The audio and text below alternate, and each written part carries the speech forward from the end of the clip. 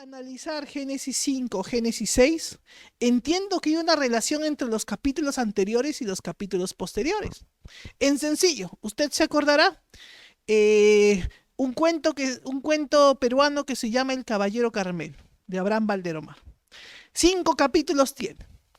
El primer capítulo te habla de gallos, de gallitos, chiquitos, todo. Segundo capítulo, el gallo crece. El tercer capítulo, el gallo pelea con el ajiseco. El cuarto capítulo te habla de gallos. Si los 4 primeros capítulos te hablan de gallos, ¿de qué tú te esperas que habla el último capítulo?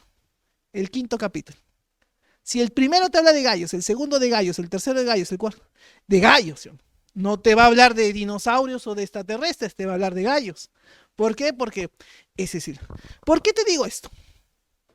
Porque normalmente se nos dice cuando llegamos al capítulo fuerte, que es el capítulo 6, cuando Dios ve la depravación de la raza humana y dice que los hijos de Dios descendieron del cielo. No, los hijos de Dios tomaron a las hijas de los hombres.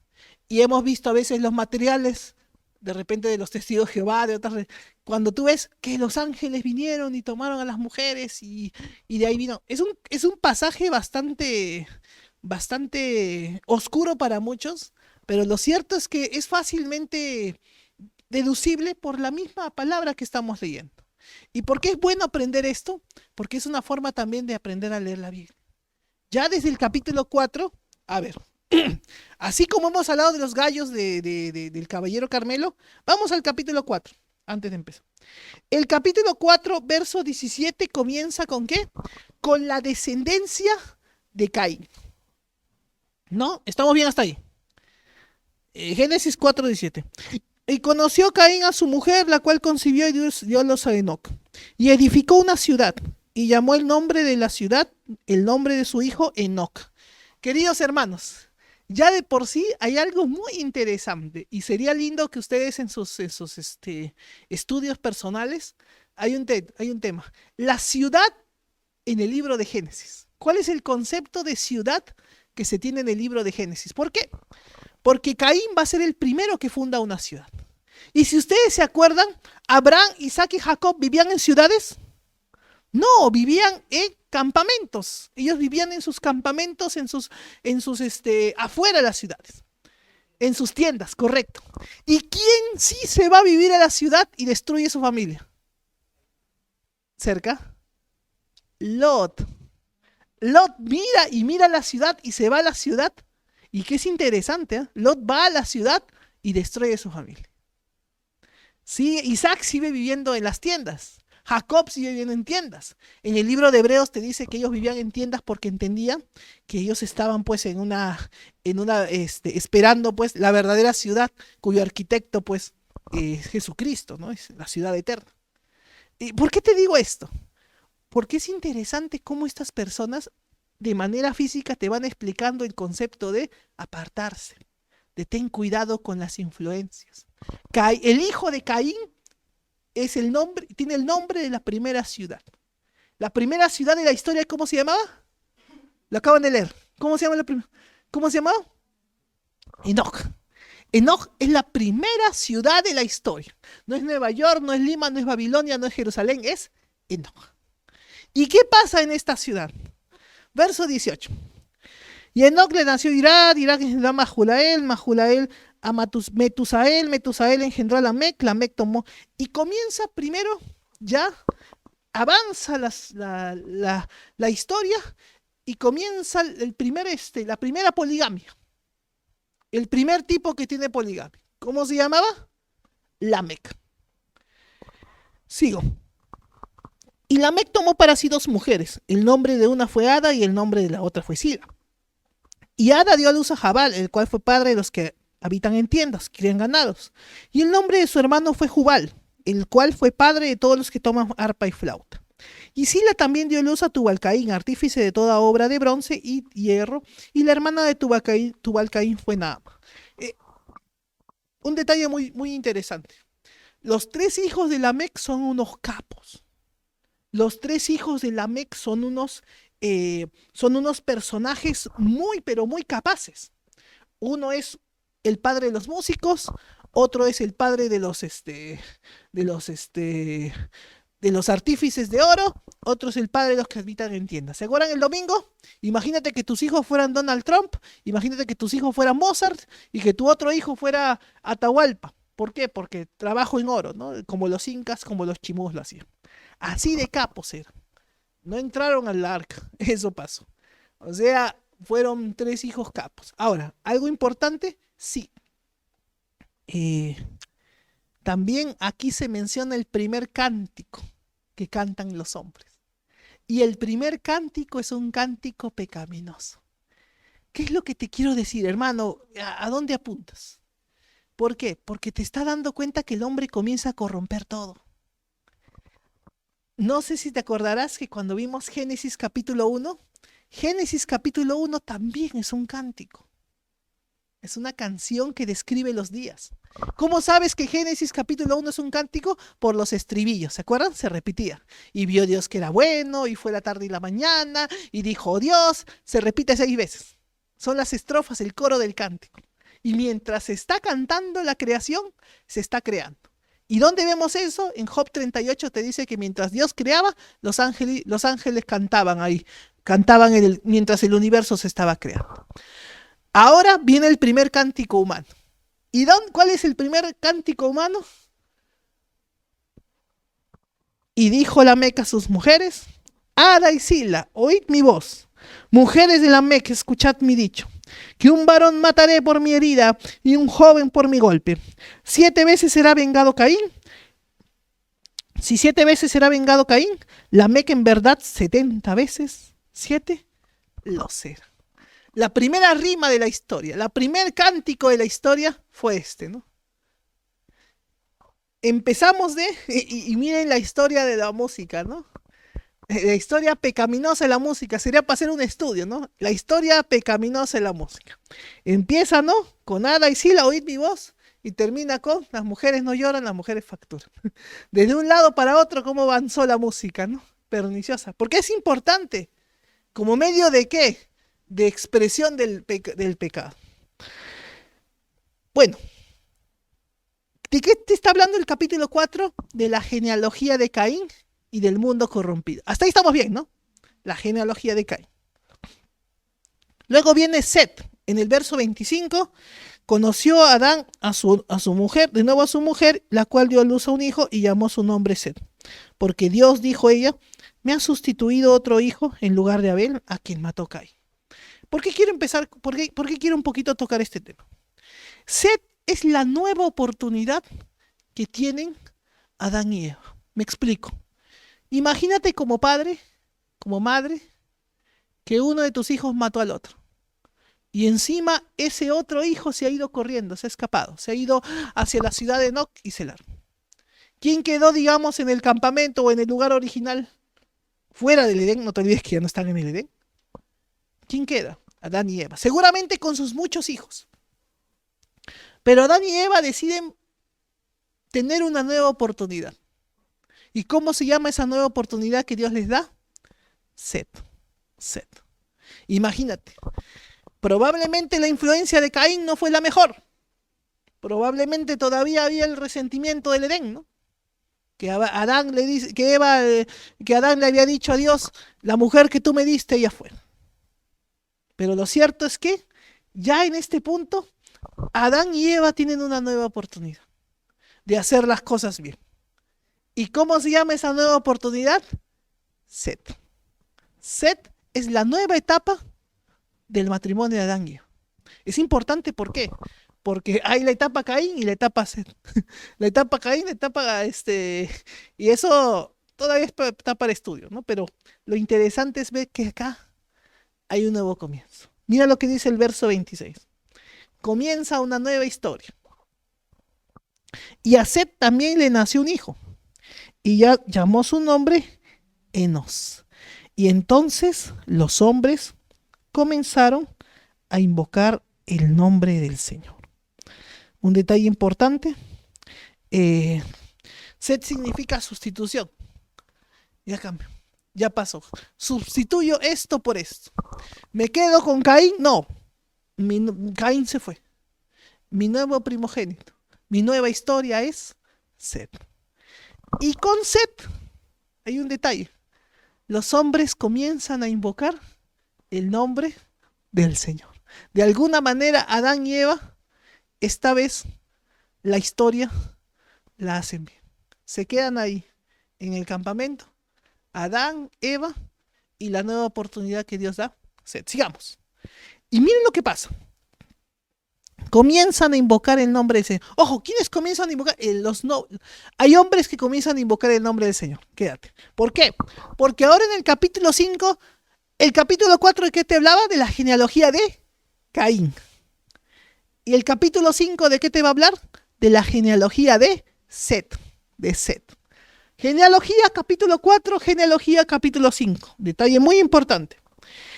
Este es el libro de las generaciones de Adán. El día en que creó Dios al hombre, a semejanza de Dios lo hizo. Varón y hembra los creó. Y los bendijo y llamó el nombre de ellos Adán, el día en que fueron creados. Adán, ¿qué significa? Adán es el hombre de la tierra, ¿no? Recuerda que eres el hombre de la tierra, recuerda que eres Adán. Adán, que eres arena, que eres arcilla. Hermano, no te creas nada. Tienes un diploma, tienes una propiedad, tienes una cuenta bancaria, sigue siendo ¿qué cosa? Adán. ¿Qué cosa es Adán? Polvo. Hermano, tengo usted magíster, tengo usted doctorado, usted es polvo. Polvo es usted y al polvo volverá. Recuerda, llamó el nombre de todos ellos Adán. Querido hermano, usted recuerde que es Adán. Usted recuerde que es polvo. Hermano, pero yo tengo mis deseos, mis intenciones, tengo en la vida propósitos, metas, sueños, lo que usted quiera. Pero recuerde en primer lugar que usted es Adán. Que usted es Adán. Que quien dio forma al polvo fue el Señor. Por eso, llamó el nombre de ellos Adán. No solamente el nombre del personaje Adán, sino a su pueblo, ¿cómo lo comenzó a poner? Adán. Muy importante este detalle. ¿Por qué? Porque yo al dirigirme a Dios tengo que reconocer mi indignidad. Usted va a orar en un rato más. ¿Y qué cosa es orar? Reconocer mi indignidad, mi pequeñez. Señor, soy chiquito delante de ti. Señor, soy de repente polvo y al polvo volveré. Por más que Tutankamón tenía toda la pirámide hermosa ahí y oro en su pirámide, igual terminó volviendo al polvo. Por más que Messi le van a ofrecer un contrato de $1.000 millones de euros, ni siquiera dólares, euros, ahí en Arabia para que juegue, cuando Messi muera, ¿qué va a pasar? Volverá al polvo. Por más copas del mundo, alegría, Maradona, lo que tú quieras, Maradona, polvo eres, y al polvo volverás. Este detalle es muy importante porque te hace recordar que la vida no solamente es breve, sino también que la vida no te pertenece. Y que la vida a veces nos damos demasiada importancia. Cuidado con eso. Te das demasiada importancia. Te das demasiada importancia a lo que tú tienes, a lo que tú eres, a lo que va a decir, a todo. Demasiado piensas en ti. Y recuerda, llamó el nombre de ellos Adán. No solamente el del personaje. ¿Y Adán qué cosa es? Arcilla, polvo. Continúo con eso. Verso 3. Y vivió Adán 130 años y engendró un hijo a su semejanza, conforme a su imagen, y llamó su nombre Set. Set es el hijo a la imagen y semejanza de Adán. Ojo, ya no dice Dios, de Dios solamente, ya el hombre pierde la imagen de Dios cuando peca, pero Adán sí lo manifiesta en Set. Un detalle importante, sí, este hijo se nota que cuando dice a su imagen, a su semejanza, también se refiere a su propósito. En otras palabras, Set es el propósito de Adán. Lo que Adán debió ser, lo vuelca en Set.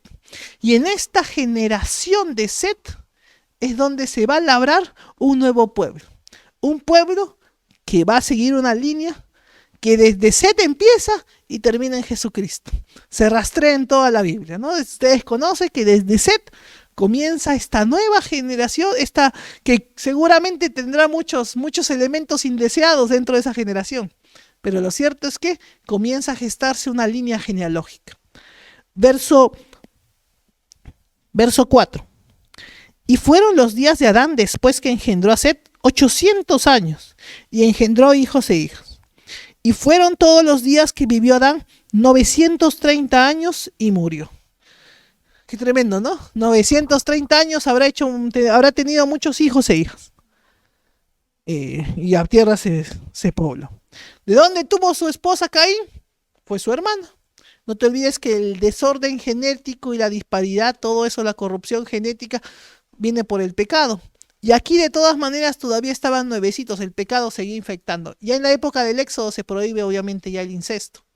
Pero en esta época todavía estaba, ¿no? Por eso siempre es bueno recordar. Y comienza la genealogía. Vivió Set 5 años, engendró 105 años, engendró Enos. Vivió Set, después que engendró Enos, 807 años, engendró hijos e hijas. Y fueron todos los días de Set 912 años y murió. La gente vivía casi un milenio, ¿no? Casi un milenio.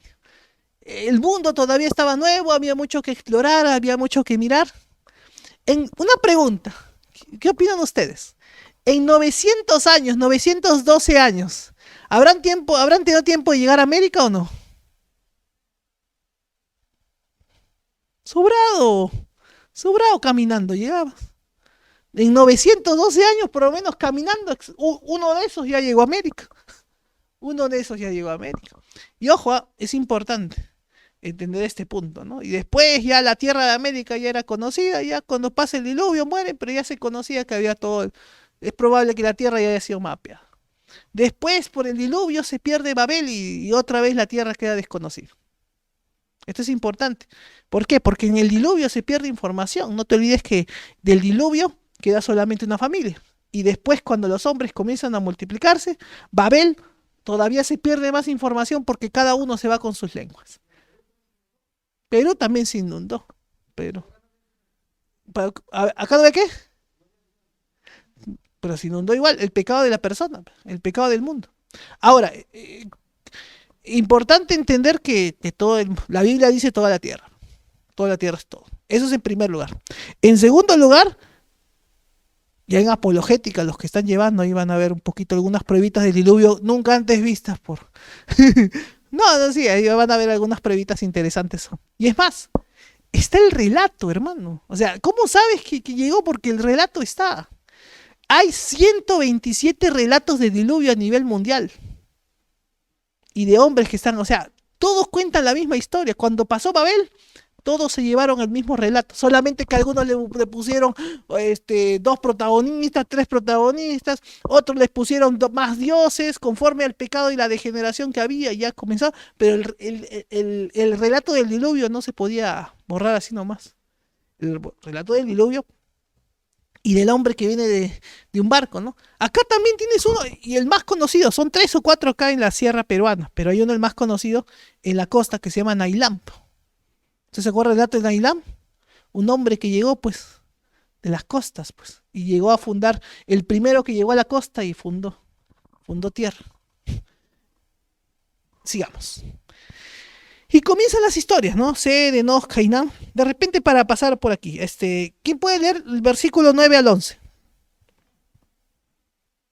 Vivió Enos 90 años y engendró a Cainán. Y vivió Enos, después que engendró a Cainán, 815 años y engendró hijos e hijas. Y fueron todos los días de Enos 905 años y murió. Otro más, 905, ¿no? ¿Quién puede leer el siguiente del 12 al 14?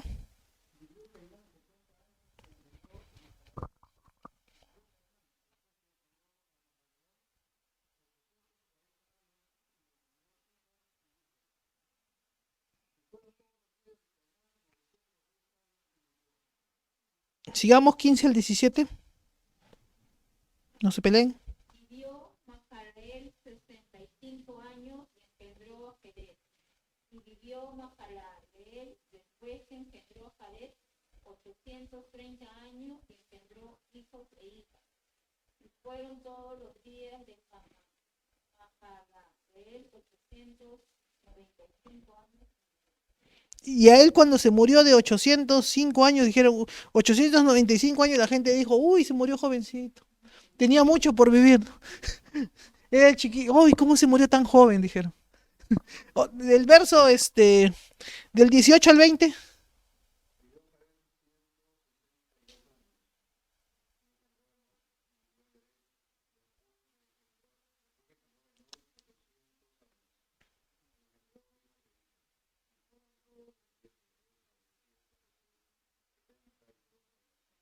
Ujú.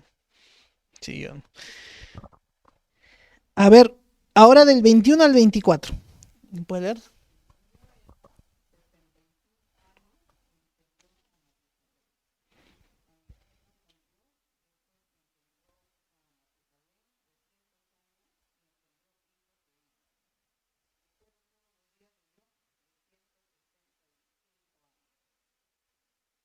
Un hito más. Sí, un hito más.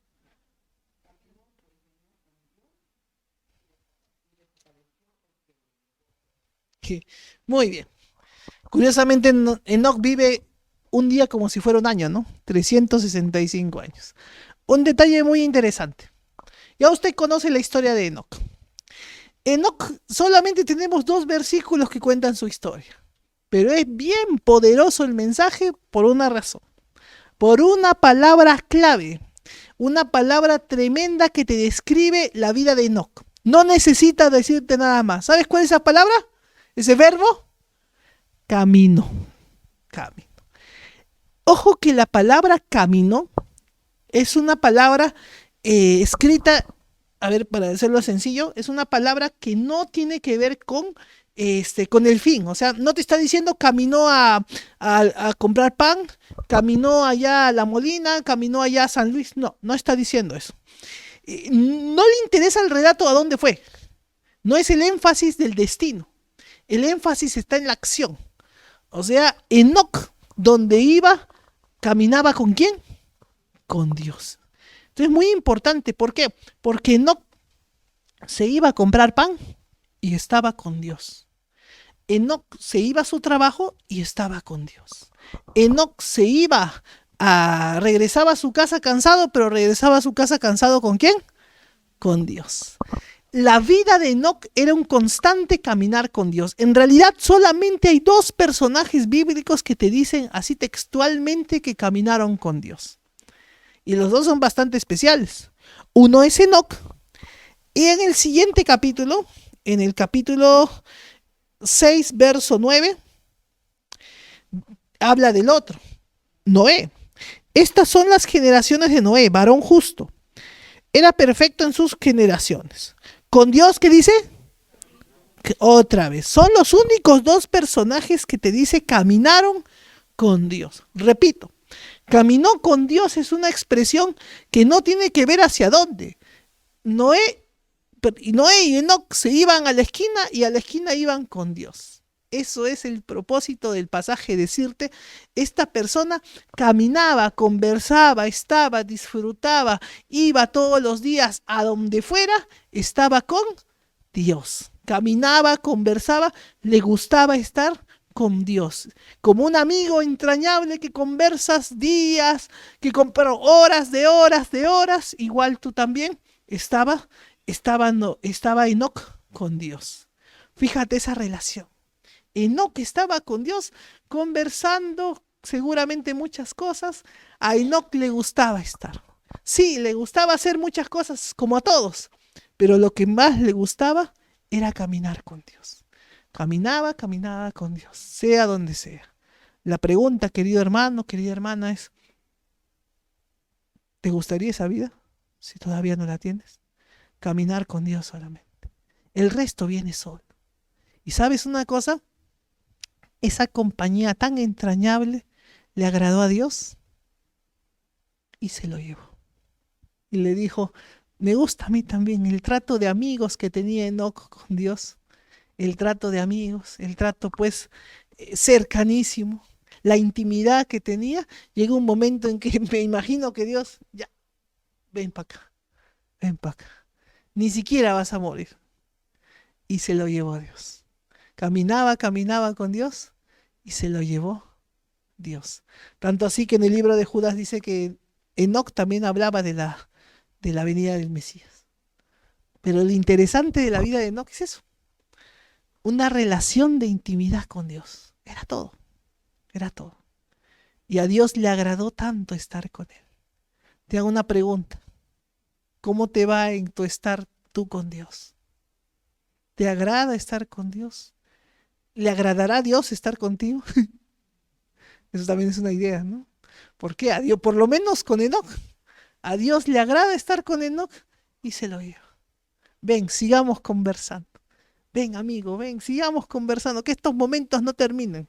Sube para acá, sube para acá. Y se lo lleva el Señor. Lo traspuso Dios. No necesitó ver muerte, ¿no? Y es más, la gente vivía 1000, casi 1000, casi 1000, casi 1000, casi 1000. Y Enoc, 300 años, suficiente, no. Vámonos. Suficiente tanto. Esta es una relación muy íntima. Muy, pero muy íntima. Y pues, este personaje caminó con Dios y estoy seguro que en la eternidad sigue caminando con Dios. Porque le gustaba, porque le gusta. Y a veces hay que decir, Señor, ayúdanos, ¿no? Que nos guste estar contigo, a que nos guste estar en tu presencia. Señor, ayúdame a deleitarme más en ti, a valorar más los tiempos contigo, a vivir más, a caminar más, a estar más pendiente, más que dejar de pensar, más que estar pensando en mí, en ti, y hacerlo con alegría. Yo no soy santo, no quiero ser santo por una obligación, quiero santificarme por un deleite, por estar con mi Dios, por alegrarme con Él, por caminar con Él, hablar de Él y que Él hable conmigo. Esa es la vida de Enoc. Y esa vida le agradó a Dios. La vida del amigo entrañable. A veces los creyentes mismos hemos perdido esa vida del amigo entrañable. Por las muchas cosas de este mundo hemos perdido ese caminar con Dios. Y pues quizás caminamos con muchas cosas, pero no con Dios. Y a eso debemos retomar. Continúe. 25 al 27. ¿Quién puede leerlo? Vivió Matusalén 187 años y engendró a Lamec.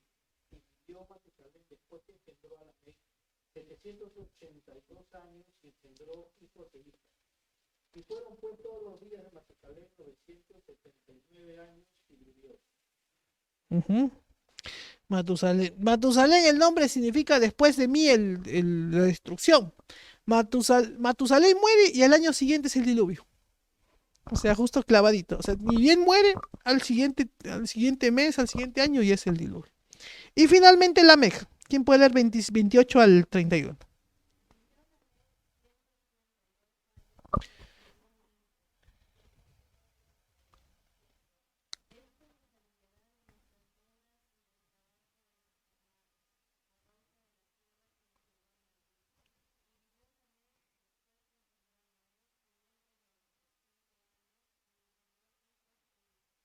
Correcto. El nombre Noaj, es consuelo o descanso. Es reposo. Es muy importante entender esto. ¿Por qué? Porque, hermano, la vida de Noé es la introducción al reposo del Señor. Es la destrucción del mundo pecador. Usted también, en cuanto a la humanidad como tal, la humanidad está esperando un reposo también, un día de reposo. No solamente el estado en el Señor es el reposo que tenemos nosotros, sino también habrá un estado eterno de reposo. Un estado donde descansaremos de nuestras obras. Un estado donde que podamos decir, tengo por cierto que las aflicciones del tiempo presente no son comparables con la gloria venidera que en nosotros se va a manifestar. Eso es el reposo del Señor. Eso es el reposo al cual nosotros añoramos. En la casa de mi Padre, muchas moradas hay. Le hago una pregunta, ¿para qué es una casa? ¿Para? ¿Qué más? Para reposar, para descansar. Usted va a su casa a descansar. El problema es cuando usted va a su casa a pelearse, pues a afligirse, a tensionarse. La casa ya no es reposo. Pero lo cierto es que la casa es reposo. Y en el Señor también, cuando la persona escucha, ¿no? Y en la casa de mi Padre muchas moradas hay. Ahí también habitará usted, cobijado, consolado eternamente. Entonces, un poquito trayéndote el temita, aprovechando que estábamos tratando el reposo, avánzalo, mi hermano. Ahora vamos a Lucas, rapidito, rapidito nomás. Lucas capítulo 5. Porque Jesús me explica. Lo que te dije al comienzo de las genealogías, acuérdate, el capítulo 4, ¿de qué se trata? Genealogía de Caín. El capítulo 5 de Génesis, ¿de qué se trata? La genealogía de Set. Y si el capítulo 4 está hablando de genealogía, el capítulo 5 está hablando de genealogía, el capítulo 6 de Génesis, ¿de qué tendría que hablar? De genealogía. Y hay unos que se llaman los hijos de Dios, que vamos a ver en la próxima clase, pero quería puntualizar esto.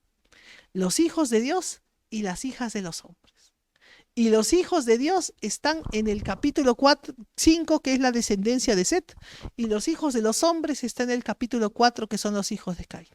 Y cuando uno pregunta, hermano, ¿y qué pasó en el capítulo 6? Que los hijos de Dios vieron hermosas a las hijas de los hombres y estuvieron con ellas. Sí, esa es la corrupción ¿de qué? Del linaje del Señor. Esa es la corrupción que fue tan fuerte el pecado que incluso arrastró, ¿sabes a quién? A los hijos, a los de la descendencia santa, a los hijos de Set. Y todos se corrompieron. Por eso el Señor, vamos a ver la próxima semana, le pesó haber creado. Dijo, y ni siquiera a estos, a los cuales pues ya les dio otra oportunidad, otra vez. O sea, es una historia de desazón. Es una historia de desazón. ¿Y por qué quiero parar aquí todavía? Porque quiero mostrarte la idea de lo que significa el reposo, el descanso. Y por qué era necesario también que la tierra, que haya un juicio, basado en el diluvio. Pero para eso vamos al libro de Lucas, capítulo 4. Perdón, 5, sí, 5.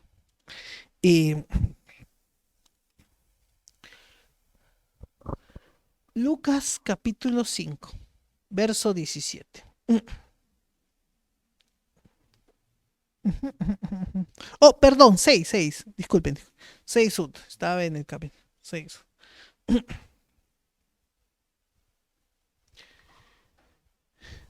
Es importante entender esto, ¿por qué? Jesús, te voy a enseñar 2 días de reposo, rapidito. ¿Y para qué sirve el reposo, el descanso del Señor? Hermano, ¿cuál es el propósito de que Dios me da un descanso? La tierra va a descansar del pecado y Dios mandó el diluvio. El nombre de Noé nos lo dice. ¿Cuál es? O más adelante el Señor va a instaurar un día, el día de reposo. ¿Y qué se hace en ese estado, hermano? ¿Qué se hace en ese estado?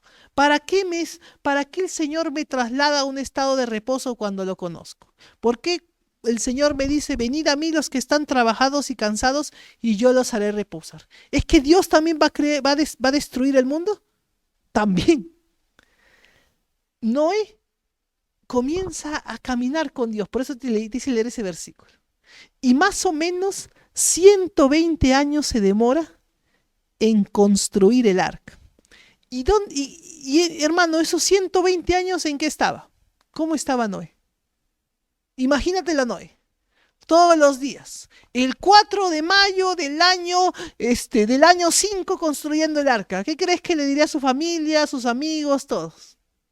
¿Estás loco? ¿Qué más? No tienes nada que hacer. ¿Qué más? Estás persiguiendo un sueño. Te habrá parecido. ¿No ha habido alguien? ¿Acaso alguna vez Dios le ha dicho a alguien que construye un arca? Nunca le ha dicho. Y Noé construyendo, poniendo los barcos, poniendo los clavos. Ahora, imagínate el 7 de junio del año 35 después de construir el arca. Construyendo el arca. ¿Habrá sido bravo o no? Noé, has desperdiciado 35 años de tu vida. 35 años de tu vida en una utopía construyendo un arca, te habrá parecido. Y seguramente Cam, papá, te habrá parecido. No, no creo, de repente ya han pasado 35 años, no creo, papá, la verdad es que no. Y seguramente la familia de su esposa de Noé, oye, Noecito, de verdad, ya son 35 años y no ha habido nada, no ha llovido. Dios te ha dicho que iba a llover, han pasado 35 años, ¿no? Y de repente te habrá parecido. Ahora imagínatelo el 4 de septiembre del año 64, después de haber escuchado la voz de Dios, construye el arca. Noé, 64 años. Cuántos momentos bonitos hubiésemos podido pasar como familia. Pero tú decidiste escuchar una ilusión. Nunca ha pasado. Mira, no ha llovido, no hay nada. Noé, ya, basta. Noé, no está pasando, Noé. Nadie ha visto siquiera algo como tú lo que describes. Imagínatelo el 11 de noviembre del año 79 construyendo el arca. Nadie va a la molina. 79, no va a pasar, Noé, estás tranquilo. Noé, ya no sé qué decirte. Imagínatelo el 31 de diciembre del año 119 para construir, un día antes. ¿Cómo crees que estaban todos? Noé terminando el arca. Ya poniendo el último, poniendo ¿cómo se llama? El letrerito de bienvenidos, ¿no? Poniendo ya el letrerito, ¿no? Poniendo su alfombra ya, después ya Noé. Terminé. Pregunta. Y su bienvenida de animalito ahí. Y Noé, un día antes, ¿te imaginas cómo está la gente? Noé, 120 años. Oye, Jafet, tu papá me dio trombolo, ¿no? Me dio lo que por mis 120 me ha pasado. Mira tu papá, sí, pues, pero es mi papá. O sea, Noé, 120 años. Pero ¿sabes por qué estuvo construyendo? Porque estaba con Dios. Caminaba con Dios. Estaba en reposo. Estaba descansando en su Dios. Y ese descanso le permitió enfrentar todo lo que se le vino durante 120 años.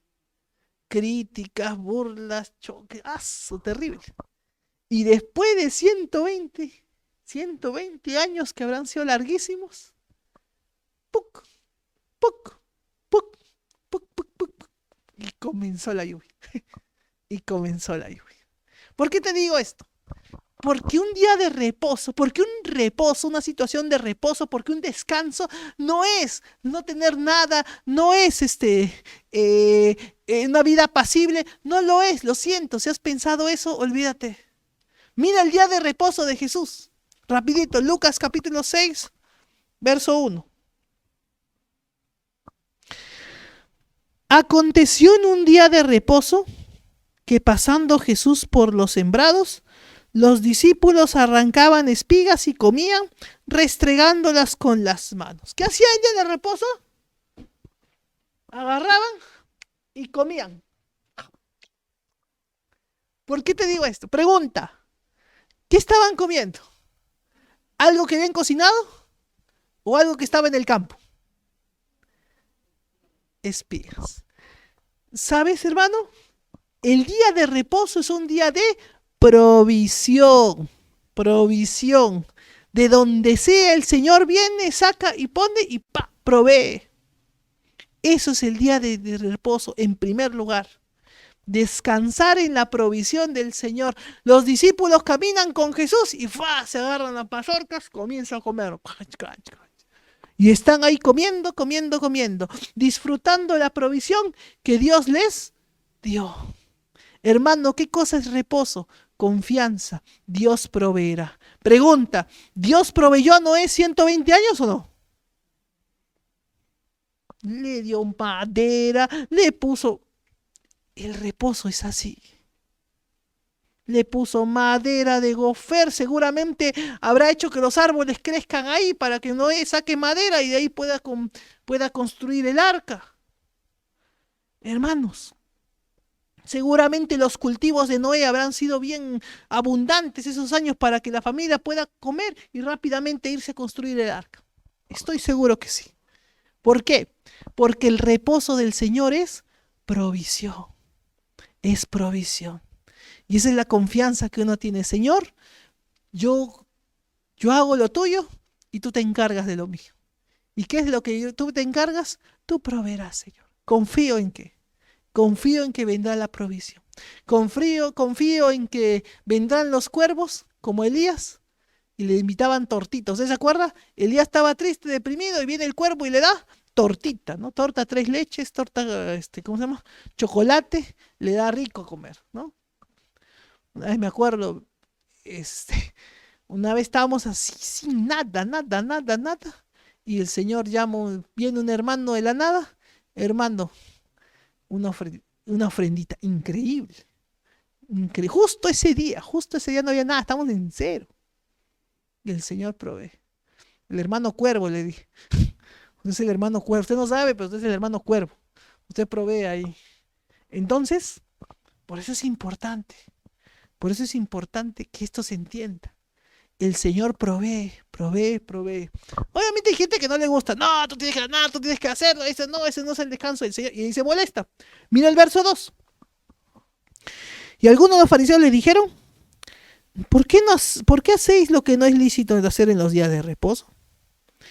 Respondiendo Jesús, hasta David lo hace. David cuando tiene hambre come. Avánzalo, hermano, avánzalo. ¿Por qué? Porque el reposo del Señor es disfrutar la provisión del Señor. Jesús da estas lecciones el sábado. El sábado da la lección. Jesús pudo haber hecho otro día su milagro, pudo haber tenido esa discusión, sí, pero lo hace justo ese día para mostrarte lo que es el reposo, lo que es descansar en el Señor. El Padre trabaja, dice en Juan 5:17, ¿no? Mi Padre trabaja y yo trabajo. Eso es el reposo, hermanos, eso es el reposo, la provisión, esperar la provisión de Dios con confianza. Ahí usted reposa. Hay gente que no. Hermano, ¿sabe una cosa? Estoy preocupado por el trabajo, por el fin de mes. Noé estaba construyendo un arca y su preocupación era terminar el arca. 120 años se demoró, seguro que sí. Pregunta, ¿alguna vez Noé había estado pensando, de repente me pareció y no era Dios el que me hablaba? Tal vez habrá sido un mal sueño. ¿Alguna vez? Seguro que sí, habrá tenido sus luchas el hombre, claro que sí. Pero decidió confiar. Y algo tremendo dice Noé. Dice que la fe de Noé condenó al mundo. ¿Qué quiere decir? Que la fe de Noé le hace recordar al mundo antediluviano, cuando una persona antes del diluvio vaya al juicio y diga, Señor, pero nadie me dijo cómo que no estaba Noé. 120 años se lo puse ahí. Y por la fe de Noé, todos los demás van a ser condenados. La fe de Noé condenó al resto del mundo, porque demostró que sí se podía confiar en el Señor a pesar de las circunstancias. Y a los demás, pues, los ahogó. Vamos al verso 5. Y les decía, el Hijo del Hombre es Señor aún del día de reposo. ¿Qué cosa es el día de reposo? También señorío de Cristo. Verso 6. Aquí viene otro tema. Avánzalo, mi hermano. Avánzalo. Retrocede. Ya, eso es un estudio. No te fijes mucho ahí. Voy a lo que se haga. Voy a resumir eso. Aconteció también en otro día de reposo que él entró en la sinagoga y enseñaba. Y estaba allí un hombre que tenía seca la mano derecha. Pregunta, ¿qué más es un día? ¿Qué más es el día de reposo? Un día de enseñanza, de aprender. Utiliza el reposo para aprender. ¿Noé aprendía del Señor? Estoy seguro que sí. El reposo es aprendizaje. Usted descansa, ¿sabe cuándo? Aprendiendo de su Señor. Que él entró en la sinagoga y enseñaba. Y en ese enseñar vino un hombre con la mano seca.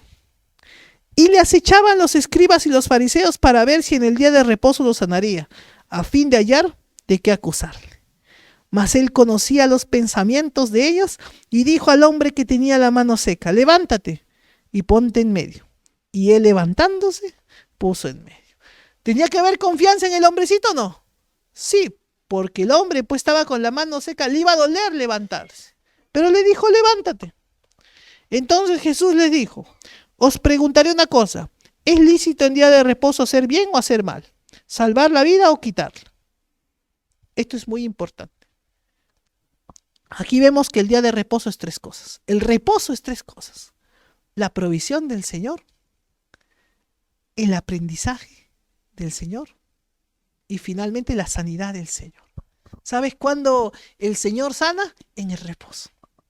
Justo eso conversábamos con el hermano, con el doctor. A ti te sana el reposo, el descanso del Señor. El reposo no es que estés echado. El reposo es un estado mental de tranquilidad.